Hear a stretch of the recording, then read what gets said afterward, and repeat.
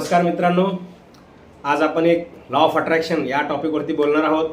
Law of attraction हा एक मोठा टॉपिक आहे। त्यामध्ये समान गोष्टीमध्ये आकर्षण होतंय, ते कसं होतंय आणि कसं घडून येतंय हे सर्व गोष्टी आपण ह्या व्हिडिओमध्ये पाहणार आहोत।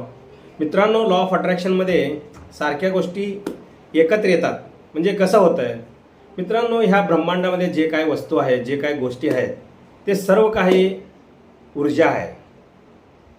काय काय ऊर्जा आहे? तुम्ही ऊर्जा आहे, मी ऊर्जा आहे।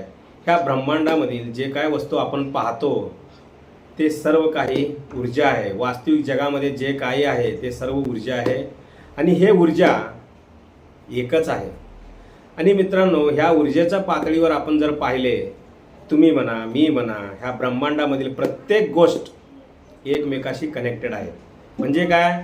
एकमेकांना जोडले गेलेले आहेत। आणि मित्रांनो, ह्याच कारणाने आपण एकमेकांची गोष्टी किंवा आकर्षण दोन गोष्टीमध्ये होऊ शकते। कसं काय होऊ शकते?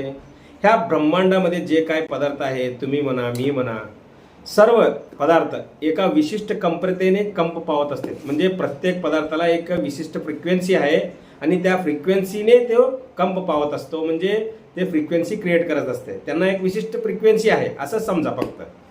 आणि या ब्रह्मांडामधील जे काही वस्तू आहेत ते आपल्याला मिळवायचं आहे, तर आपल्याला नेमकं त्यावेळी काय करायचं आहे? ज्या गोष्टी आपल्याला मिळवायच्या आहे नेमक्या त्या फ्रिक्वेन्सीला मॅच करणारा फ्रिक्वेन्सी आपल्या म्हणजे जनरेट करायचं आहे। म्हणजे त्यावेळी आपण नेमकं काय करतो? ज्या गोष्टी आपल्याला हव्या आहे ते गोष्टी आपल्यापर्यंत यावा म्हणून आपण काय करतो? त्याला जुळणारा फ्रिक्वेन्सी आपण मॅच करतो।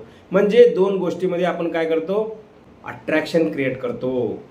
त्यामध्ये आपण एकमेकात आकर्षण निर्माण करतो। म्हणजेच काय होतंय, आपल्याला जे गोष्टी हव्या आहे ते गोष्टी आपल्या जीवनामध्ये आपल्याला हव्या आहे म्हणजे मिळवायचं असेल, तर ते आकर्षित करून घ्यायचं असेल, तर मित्रांनो आपल्याला स्वतःचा फ्रिक्वेन्सी त्या फ्रिक्वेन्सीला मॅच करणारा असतो, तो आपल्याला जनरेट करावा लागतो। आणि तो ज्यावेळी आपला फ्रिक्वेन्सी त्या फ्रिक्वेन्सीला मॅच होईल, ब्रह्मांडामधील ते वस्तू आपल्यापाशी यायला सुरुवात होते। त्यामुळे एकमेकांमध्ये आकर्षण निर्माण होते आणि तो वस्तू आपल्या जीवनामध्ये अचीव करू शकतो। तर मित्रांनो, अशा प्रकारे एकमेकांमध्ये आकर्षण होते। हे जे काय टॉपिक होतं हे टॉपिक इथं आपण कंप्लीट केलेलं आहे।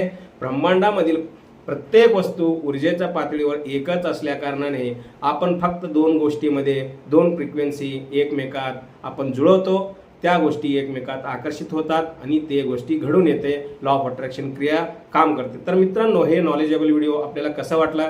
मला वाटतं हे चांगलं तुम्हाला वाटलं असेल, कारण तुम्ही शेवटपर्यंत पाहत आहे।